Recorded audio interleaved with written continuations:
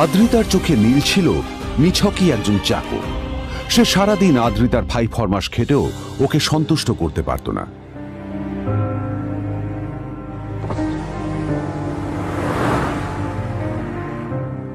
এত কিছুর পরেও কেন একজন ধনী বাবা তার মেয়েকে গরিব ছেলের সাথে বিয়ে দিলেন?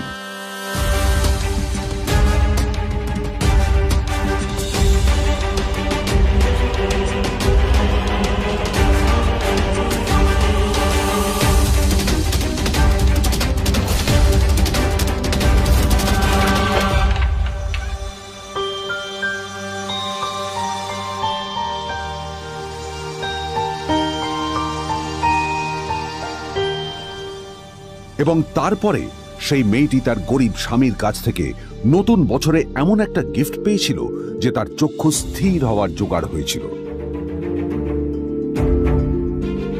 আর ওর স্বামী সম্পর্কে সত্যিটা জানার পর তো ও প্রায় অজ্ঞান হয়ে গিয়েছিল।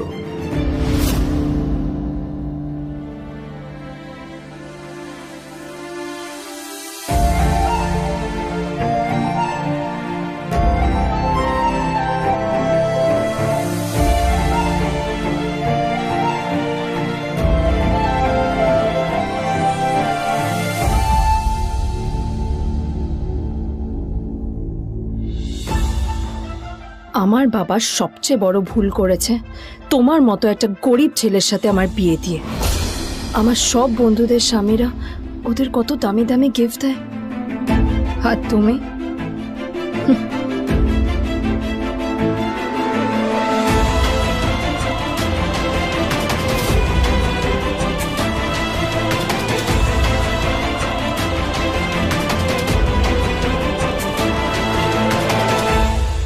আদ্রিতা তার বাবার কথায় নীলকে বিয়ে তো করেছিল, কিন্তু ও শর্ত দিয়েছিল যেন বাড়ির বাইরের কেউ না জানতে পারে যে নীল ওর স্বামী।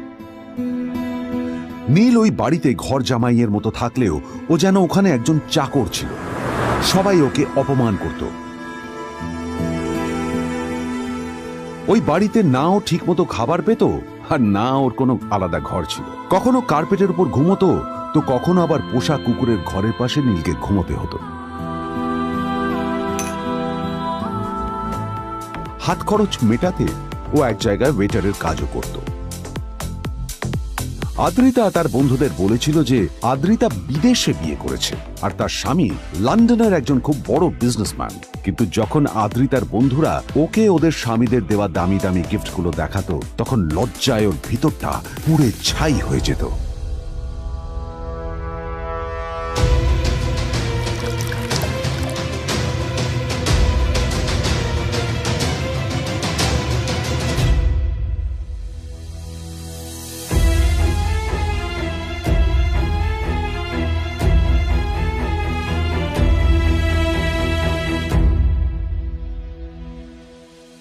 এই যে শোনো, নিউ ইয়ারে আমার একটা গিফট চাই তোমার থেকে। আর গিফট যেন দামি হয়, হ্যাঁ, মানে খুব দামি, কয়েক লাখ টাকা। ওকে? কয়েক লাখ টাকা? কিন্তু অদ্রিতা, এত টাকা আমি একসাথে কখনো দেখিনি। তোমাকে এত দামি গিফট আমি কি করে দেব? এটা তো তোমার বিয়ে করার আগে ভাবা উচিত ছিল। একজন পুরুষ মানুষ হয়ে নিজের স্ত্রীর এইটুকু ইচ্ছা তুমি পূরণ করতে পারবে না? স্ত্রীর এই কথাগুলো নীলকে আহত করে। নিঃশব্দে ওখান থেকে চলে যায় নীল।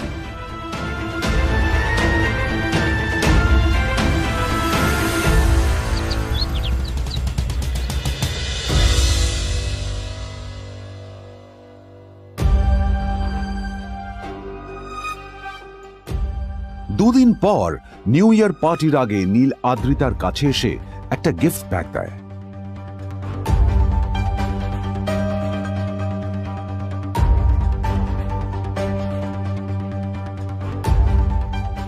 আদ্রিতা মুখ বেজার করে বাক্সটা খুলল, তবে তারপর বাক্সের ভেতরে গিফটটা দেখতেই ও চমকে গেল।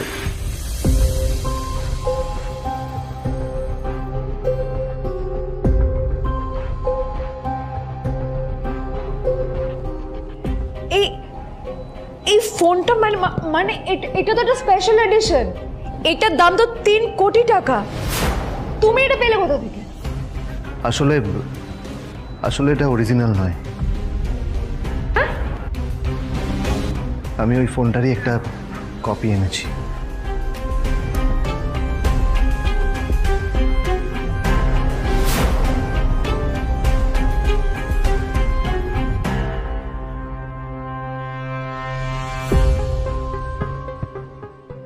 কিন্তু আদ্রিতার নীলের কথায় একটু সন্দেহ হয়, কারণ ফোনটা দেখে একেবারেই আসল বলেই মনে হচ্ছিল। পরের দিনই আদ্রিতা ওই কোম্পানির শোরুমে গেল। এই ফোনটা একটু দেখুন না প্লিজ। ওয়াও, আচ্ছা ম্যাম, আপনি কি মিস্টার রয় চৌধুরীর বন্ধু? কে মিস্টার রয় চৌধুরী? ও, আপনি কি ওই রয় চৌধুরী গ্রুপ অফ ইন্ডাস্ট্রিজের মালিকের কথা বলছেন? হ্যাঁ। না না, আমি ওনাকে চিনি না। আমি কেন, আমার মনে হয় কেউই ওনাকে চেনে না। বড় বড় মানুষেরাই ওনা দেখা পান না। আমিও কোনোদিন ওনাকে দেখিনি, কিন্তু সাডেনলি আপনি এই প্রশ্নটা করলেন কেন? অ্যাকচুয়ালি ম্যাম, আপনার হাতের এই ফোনটা আসলে এটা ফোনের স্পেশাল এডিশন। এই কাটিং, এই ডিজাইন, এই লোগো, এটা জাল করা ইজ নেক্সট টু ইম্পসিবল। আর গোটা ভারতে বিক্রি হওয়া এই ফোনের সেকেন্ড পিস এটা, যেটা মিস্টার রয় চৌধুরী কিনেছিলেন। সেজন্যই জিজ্ঞেস করছি ম্যাম, আপনি এই ফোনটা কোথা থেকে পেলেন? তবে কি নীলই মিস্টার রয় চৌধুরী, নাকি নীল এই ফোনটা চুরি করেছে? বেকার নীলের কাছে কোটি টাকার ফোন কোথা থেকে এলো? নীলের সত্যিটা তাহলে কি? আর ও যদি সত্যি বড়লোক হয়ে থাকে, তবে ও নিজের শ্বশুর বাড়িতে খরচামাই হয়েই বা থাকে কেন?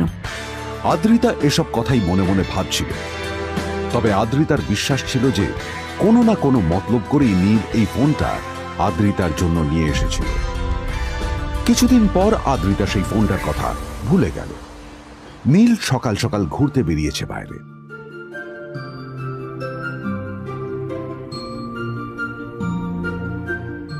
কটা বাজে রে? আমার খুব লেট হয়ে গেছে বুঝলি। তোরা খেল, ঠিক আছে? তোরা খেল, আমি আসছি।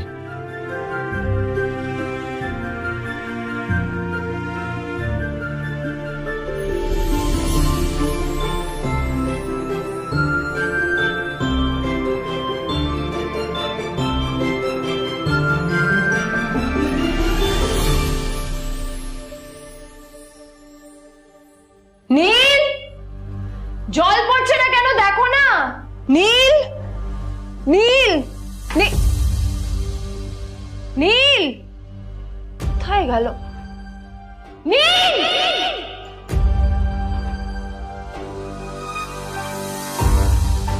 নীল, নীলকে ডাকছে কেন বলতো? ওইদিকে বাড়িতে আদ্রিতা আর চিত্রা আশ্চর্য হয়ে গেল যে নীল হঠাৎ কোথায় উধাও হয়ে গেল। মা তোমাকে কিছু বলে গেছে নীল? হ্যাঁ, কোথায় গেছে ও?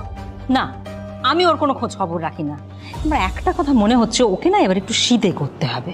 একটা কাজে যদি আসতো ছেলেটা, যখনই কোনো কাজের কথা বলি ভ্যানিশ হয়ে যায়। আমি ওকে বলেছিলাম R&B গোল্ডেন ডায়মন্ড থেকে আমার সেটটা নিয়ে আসতে, আনেনি। আনেনি। আজকেও ভালো করে অফিসে নিয়ে যাব, ভ্যানিশ হয়ে গেল। কোথায় গেল কে জানে। আমার ভাগ্যেই জুটেছে এরকম একটা ছেলে। এই যে তুমি, তুমি কেন বিয়েটা দিয়েছিলে আমাকে? এটা আবার কি বলছিস? আমার কি দোষ? দেখ, ওই অসভ্য ছেলেটার সাথে বিয়ে দিতে চাইনি। যা করেছে তোর বাবা করেছে, এটা আমার কোনো দোষ।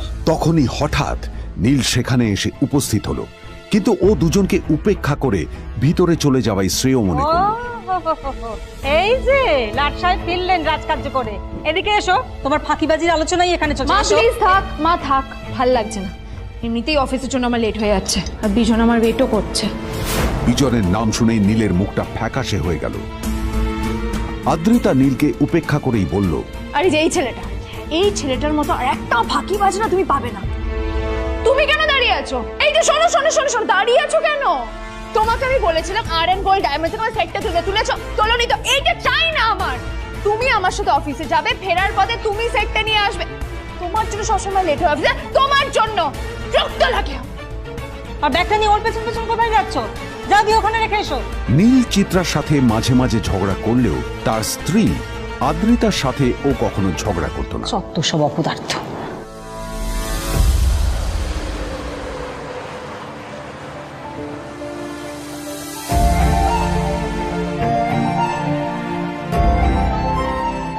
কিছুক্ষণের মধ্যেই তারা আদ্রিতার অফিসে পৌঁছে গেল। আদ্রিতা গাড়ি থেকে নামতে নামতে দেখলো যে তার কাছে অনেকগুলো ফাইল আছে। নীলের দিকে তাকিয়ে ওকেই ফাইলগুলো নিয়ে ভেতরে আসতে বলল। চলো, হা করে দাঁড়িয়ে আছো কেন? ফাইলগুলো নিয়ে ভেতরে এসো।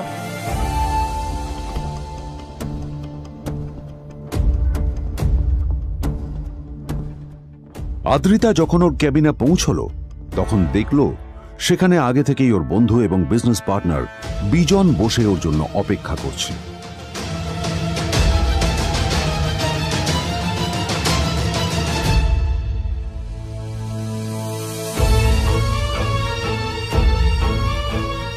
কোথায় ছিলে বলো? আমি 1 ঘন্টা ধরে তোমার জন্য এখানে ওয়েট করছি। এই লোকটার কি কোনো কাজকর্ম নেই? 1 ঘন্টা ধরে বসে আমার স্ত্রী আদ্রিতার জন্য অপেক্ষা করছে। সরি বিজন, আমি খুবই দুঃখিত যে বাড়ির কিছু লোকের জন্য না আমার সবসময় লেট হয়ে যায়। আদ্রিতার কথা শোনার পর বিজনের 1 ঘন্টা অপেক্ষা করার অভিযোগ 1 মুহূর্তের মধ্যে মিলিয়ে গিয়েছিল। কি হলো, হাসছো কেন? লটারি পেলে নাকি? লটারি? হ্যাঁ, তুমি আসা মানে আমার কাছে লটারির থেকেও বেশি দাম। তবে তার থেকে কিঞ্চিত কম দামি একটা গিফট আমি তোমার জন্য এনেছি।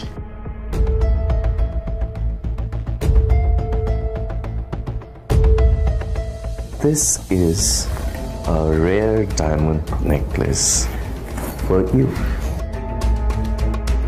এটা আমার জন্য? সত্যি? এই শহরে এটা খুঁজে পাওয়া খুব বিরল। Just like you. Like it? Thank you. You're welcome. Thank you for the gift. আসি তাহলে এখন।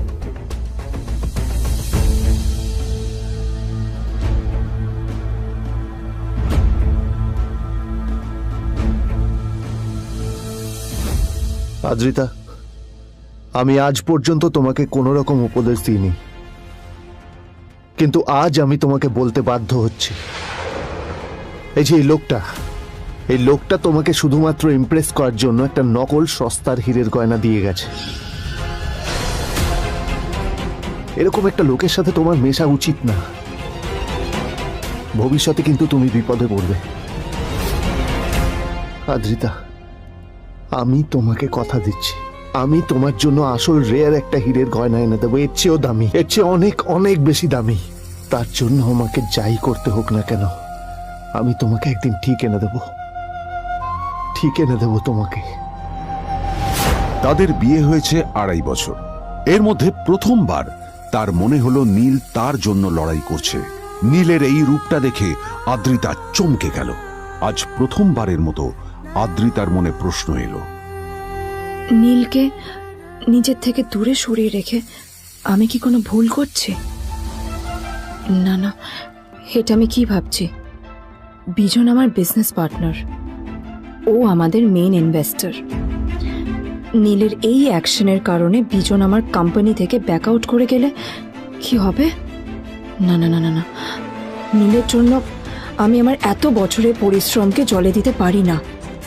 আমার নীলকে নয়, আমার বিজনকে প্রয়োজন। এইসব ভাবতে ভাবতে আদ্রিতার নীলের ওপর রাগ হতে শুরু করে। আদ্রিতার রাগ তখন চরমে উঠে যায়। আজ প্রথমবার নীল আদ্রিতার সাথে খারাপ ব্যবহার করেছে। How dare you! তোমার এত বড় সাহস! হ্যাঁ, তোমাকে কে অধিকার দেয় বলো তো যে তুমি আমারই অফিসে দাঁড়িয়ে আমাকেই এতগুলো উল্টোপাল্টা কথা তুমি শোনালে? তোমাকে এখানে আনাই আমার ভুল হয়েছে, সবচেয়ে বড় ভুল হয়েছে। এবার চুপচাপ এখান থেকে বেরিয়ে যাও, right now. Get out! Neel আদ্রিতার এই কথার কোনো উত্তর দিল না। নীল জানতো যে ও যতই কথা বাড়াবে আদ্রিতা ততই বেশি রেগে যাবে। আদ্রিতা যেন তেন ভাবে নিজের রাগ চেপে ব্যাপারটা ওখানেই শেষ করার চেষ্টা করলো, কিন্তু ও তো জানতো না যে ব্যাপারটা তখন সবে শুরু হয়েছে। কি হলো, শুনতে পাচ্ছিস না? কালা নাকি? আমারই সামনে দাঁড়িয়ে আমার কেনা গিফট নিয়ে তুই মজা করলি? কত বড় সাহস রে তোর! নিজেকে তো বিক্রি করে দিলে ওরকম একটা ডায়মন্ড নেকলেস তুই কিনতে পারবি না। তোর এই গরিবের পারফিউম, সস্তা শার্ট, পায়েটা ফাটা চপ্পল নিয়ে নিজেকে বড় হিরো মনে করছিস? তোর নিজের কত দাম সেটা তোর নিজের জানা উচিত। Zero, big zero. সালা খরচা মাই চল।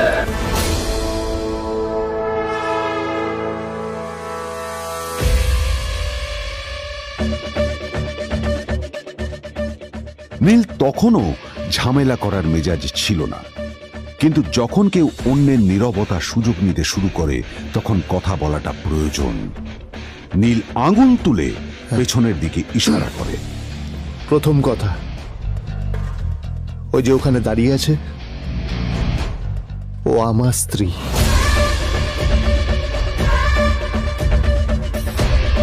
তাই আমার স্ত্রীকে তোমার নেকলেস দেওয়ার কোনো অধিকার নেই। ওকে যদি নেকলেস দিতে হয় তাহলে আমি দেব। তাই এসব ফ্রডগিরি বন্ধ করো। আর দ্বিতীয় কথা, যার পকেটে পয়সা নেই ঝনঝন আওয়াজ করা তার মানায় না।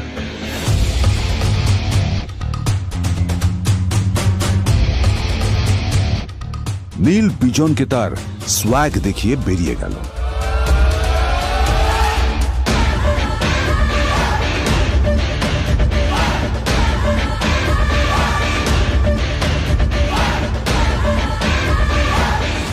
আদ্রিতার রাগে গজগজ করছিল। ওর জ্বলন্ত চোখের সামনে শুধু নীলের মুখটা ভেসে উঠছিল। ও যতই নীলের কথা ভাবছিল ততই ওর রাগ বেড়ে যাচ্ছিল।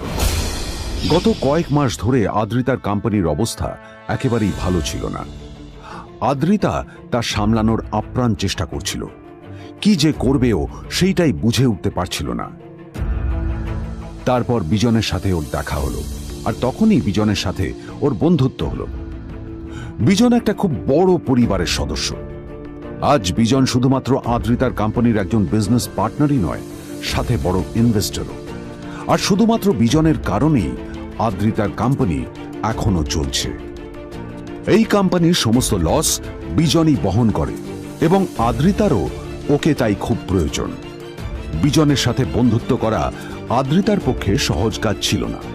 অনেক কাঠখড় পুড়িয়ে আদ্রিতা ওর কাছাকাছি এসেছিল।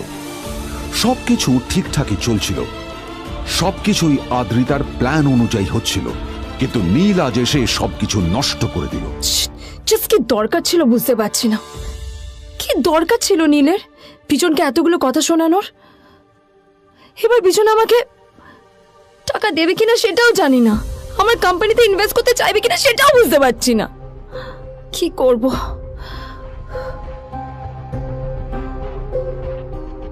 এখন আদ্রিতা ওকে কিভাবে বোঝাবে? ভুল করে যদি বিজন ওর টাকা ফেরত চায় তবে আদ্রিতার কোম্পানি সেন কর্পোরেশন খুব বড় সমস্যায় পড়ে যাবে। তারপর কি হবে? সেন পরিবারের দেখভাল কে করবে? এইসব ভাবতে ভাবতে আদ্রিতা নিজের উপরেও রেগে গেল। আসলে দোষটা ওর নিজেরই। আদ্রিতা কেন নীলকে ওদের মাঝে আনতে গেল?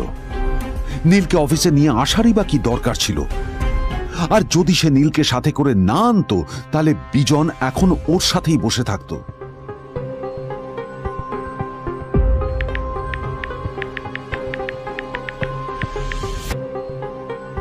প্যামেলা, আমি মিটিংয়ে বেরোবো, আমার চেঞ্জটা একটু নিয়ে এসো প্লিজ। Thank you. আর অন্যদিকে সেন কর্পোরেশনের অফিস থেকে বেরিয়ে নীলের খুব ফুরফুরে লাগছিল। তখনই হঠাৎ ওর ফোনটা বেজে উঠল। ফোনটা ছিল মিস্টার রায় চৌধুরীর। তিনি ছিলেন শহরের সব থেকে বড় বিজনেসম্যান।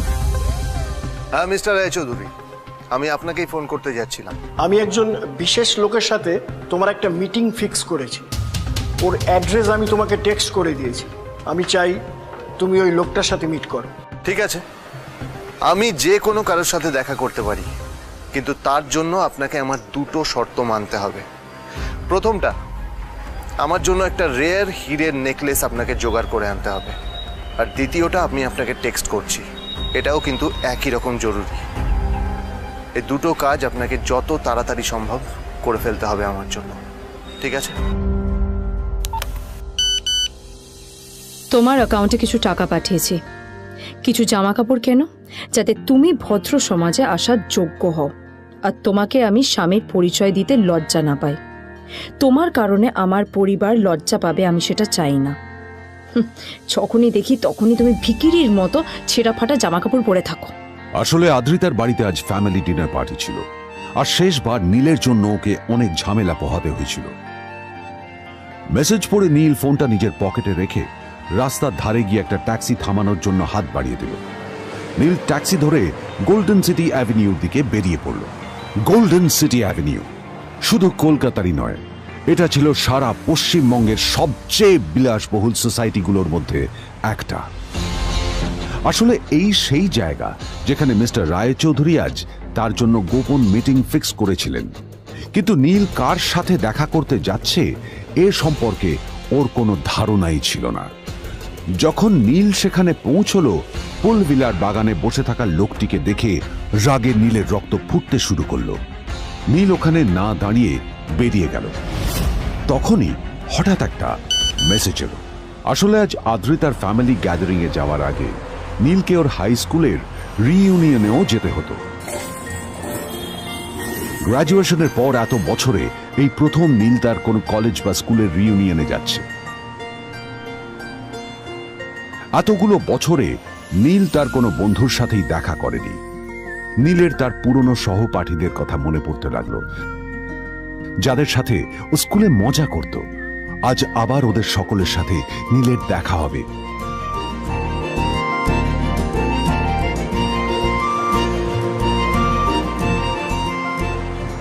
আর এই সব কিছু ভেবেই নীল এক্সাইটেড হয়ে যাচ্ছিল। আসলে সোহিনীকে নীল তার স্কুল টাইমে পছন্দ করত।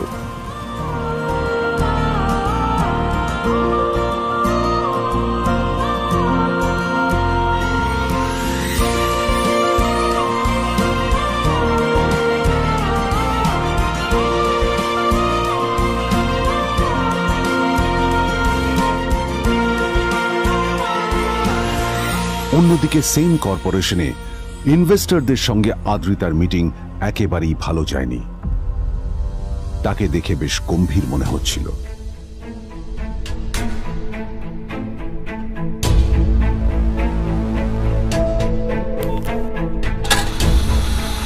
ভাই, পৃথিবীতে এমন লোকও আছে, কি দিমাগ দেখলি? হ্যাঁ, কাজকর্ম তো কিছু করার নেই, আর কিছু করেও না। হ্যাঁ, শুধু চলে এসছে আমাদের ম্যাডামকে রাখাতে। এই 1 বছরে না কিচ্ছু বদলায়নি। আরে আমি তো ভেবেছিলাম যে এর সাথে ম্যাডামের আর কোনো সম্পর্কই নেই, কিন্তু না, এখন যা দেখছি উল্টে ম্যাডামের মাথায় উঠে নাচছে। আমার মাঝে মাঝে মনে হয় এদের দুজনের বিয়ে কিভাবে হলো। আর বিয়ে তো অনেক পরের কথা, 2 বছর হয়ে গেল এদের এখনো ডিভোর্স হলো না। হ্যাঁ, আমার তো ভাবলে কিরকম অবাক যা লাগছে। বলেছিস।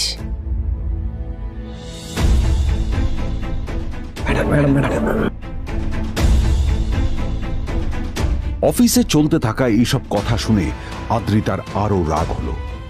আদ্রিতা ক্যাবিনে যাওয়ার পরে রাগকে নিয়ন্ত্রণ করা ওর পক্ষে আরো কঠিন হয়ে গেল। ও তখন বুঝতেই পারছিল না যে ওর রাগ কিভাবে নিয়ন্ত্রণ করবে। আদ্রিতা এটাও ভাবছিল যে নীলের জন্য ওকে আর কত অপমানিত হতে হবে। এসব ভাবতে ভাবতেই আদ্রিতার চোখ গেল ওর বাবার ছবিটার দিকে।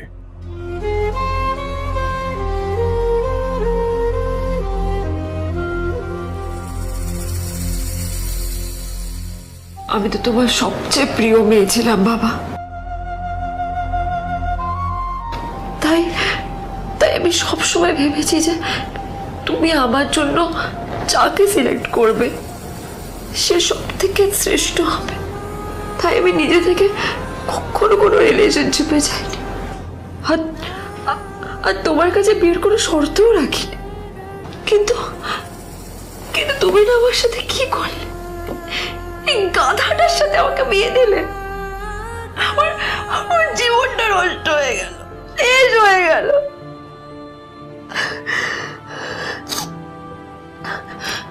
আমি যদি একটু জানতাম যে ও ও কিছু করে না, ঘর চাপাই হয়ে থাকবে, এইসব কাজকর্ম করে, তাহলে আমি কোনোদিনই বিয়েতে রাজি হতাম না বাবা, কোনোদিন না, কোনোদিন।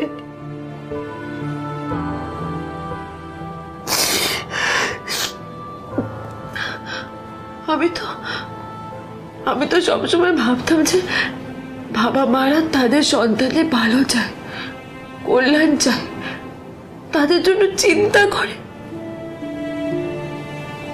কিন্তু কিন্তু বাবা, তুমি আমার জন্য একটু চিন্তা করোনি। তুমি শুধু তোমার শেষ কর্তব্যটুকু করতে চেয়েছিলে, শেষ ইচ্ছাটুকু রাখতে চেয়েছিলে, ব্যাস পালন করা হয়ে গেছে। আর আমাদের তুমি ছেড়ে চলে গেলে, তুমি আমাকে ছেড়ে চলে গেলে। অন্যদিকে নীল রিইউনিয়ন পার্টির জন্য হোটেল প্রাইম স্টারের দিকে রওনা হলো।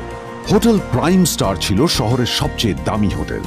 ওখানে শহরের সব বড় লোকেরা যাতায়াত করত। নীল যখনই তার পুরনো বাইকটা নিয়ে ওখানে পৌঁছলো, ওর পুরনো জামা কাপড়, পুরনো বাইক আর ওর পায়ে ছেঁড়া চপ্পল দেখে সিকিউরিটি গার্ড ওকে গেটের বাইরেই আটকে দিল। থাম থাম, এই কোথায় যাচ্ছিস শালা ভিখিরি? না না দাদা, আপনি আমাকে ভুল বুঝছেন। আসলে আমাকে ইনভাইট করা হয়েছে, আমি এই হোটেলেই এসেছি। শালা মিথ্যে কথা বলার জায়গা পাস না? হ্যাঁ, মিথ্যে কথা বলার আগে নিজের চেহারাটা তো দেখতিস। এটা একটা প্রাইম হোটেল, বুঝেছিস? এখানে সব শহরের বড় বড় লোকেরা তাদের বড় বড় গাড়ি নিয়ে আসে। শালা তোর মতো একটা ভিখিরি একটা ফ্যাট প্যাটে আওয়াজ বের করা বাইক নিয়ে চলে এসেছিস, আর আমি তোকে ঢুকতে দেবো না দাদা, আমাকে ইনভাইট করা হয়েছে। আমাকে শুনুন, শুনুন না, আরে চল, আমাকে একবার ঢুকতে দিন আমাকে। নীল পড়ে যেতেই একটা দামি গাড়ি ওখানে এসে দাঁড়ালো। এই গাড়িটি আর অন্য কারো নয়, হোটেল প্রাইমের মালিক মিস্টার খান্নার ছিল। কি হচ্ছে কি এটা? হোটেলের গেটের সামনে এসব এসব ক্যাশ চলছে এখানে। হোটেলের বদনাম হবে না এতে? স্যার দেখুন না, এই যে ভিখিরিটা হোটেলে ঢুকতে যাচ্ছে, আমি বারণ করছি, শুনছে না স্যার? Shut up! আপনি কি করতে আছেন? কে কি হচ্ছে দেখি দেখি কে? মিস্টার খান্না তার চশমা খুলে নীলের দিকে দেখলেন, আর ওনার মুখটা হাঁ হয়ে গেল।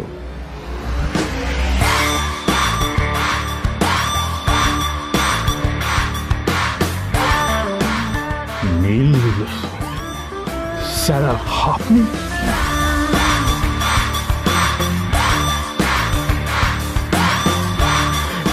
Extremely sorry sir. Sir sir, আপনি একটা ইনফর্ম করেননি কেন আমাকে?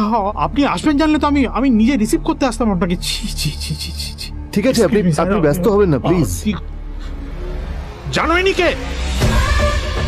নিজের বসকে এভাবে একজন ভিখারিকে হাতে পায়ে ধরতে দেখে গার্ডটিও অবাক হয়ে গেল। আরে sir, sorry sir, extremely sorry, আপনি আমার সঙ্গে আসুন। সরি স্যার, সরি, ভুল হয়ে গেছে স্যার। সালাম স্যার। নীল কি তবে সত্যিই একজন খুব বড়লোক কেউ? জানতে পকেট এফএম এর এই সম্পূর্ণ গল্পটি শুনুন, বস দুনিয়া যার বসে, যেটা ভারতীয়রা সবচেয়ে বেশি শুনছে। বিনামূল্যে গল্প শুনতে নিচের ইনস্টল বাটনে ক্লিক করুন এবং পকেট এফএম ডাউনলোড করুন।